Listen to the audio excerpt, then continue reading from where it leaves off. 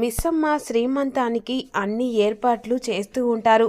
పిల్లలందరినీ కూర్చోబెట్టి భోజనం పెడుతూ ఉంటుంది. బయట అందరికీ తినిపిస్తూ ఉంటుంది మిస్సమ్మ.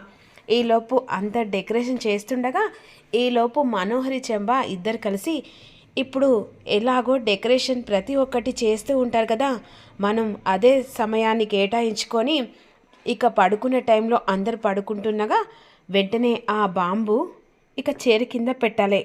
మిస్సమ్మ కూర్చుని చేరి కింద పెడితే అప్పుడు ఆ బాంబు మనం అనుకున్న ప్రకారం మధ్యలో ఈ టైం అని పెట్టేసి ఖచ్చితంగా దూరంగా వెళ్ళి ఒక్కసారిగా బటన్ నొక్కితే అప్పుడు మిస్సమ్మ బాంబ్ బ్లాస్ట్లో ఒక్కసారిగా చనిపోతుంది. ఏమంటావు చెంబా? సరే, ఎలా అవుతుంది మనోహరి, మనకు అనుకున్న ప్లాన్ సక్సెస్ కావాలి అని విధంగా అనుకుంటుంది.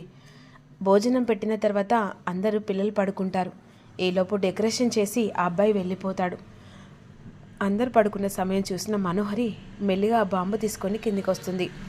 వెంటనే ఇక చెమ్మను కూడా తీసుకొని వస్తుంది. ఇక ఆ చైర్ను లాబట్టి చైర్ కింద బాంబు ఫిట్ చేస్తుంది.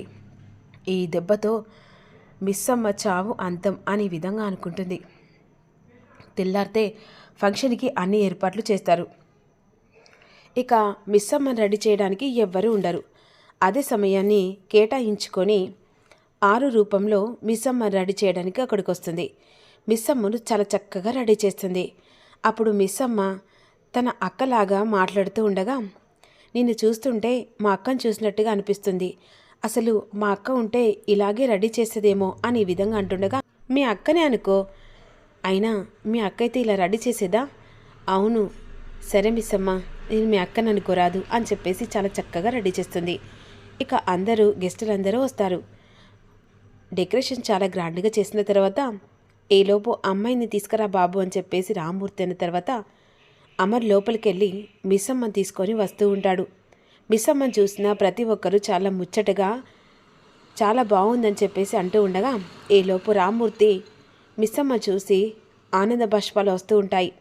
వెంటనే స్టేజీ ఎక్కి మిస్సమ్మను చైర్లో కూర్చోబెడతాడు అమర్. ఈలోపు మనోహరి నైట్ బాంబు ఫిట్ చేస్తుంది కదా, ఆ చైర్ మీదనే మిస్సమ్మ కూర్చుంటుంది.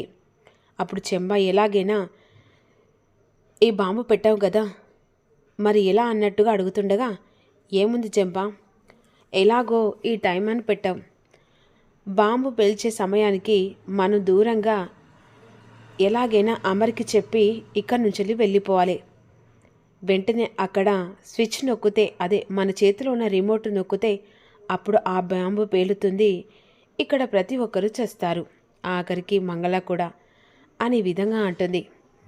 ఇక మరోవైపు వచ్చిన వాళ్ళందరూ దీవిస్తూ ఉంటారు. మిస్సమ్మను రెడీ చేసిన 6 కూడా దీవించమని పిలుస్తూ ఉంటుంది.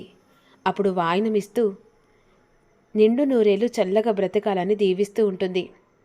ఇక ఈలోపు మనోహరి అలా కిందికి వెళ్తుండగా మనోహరి అని చెప్పేసి పిలుస్తూ ఉంటాడు అమర్.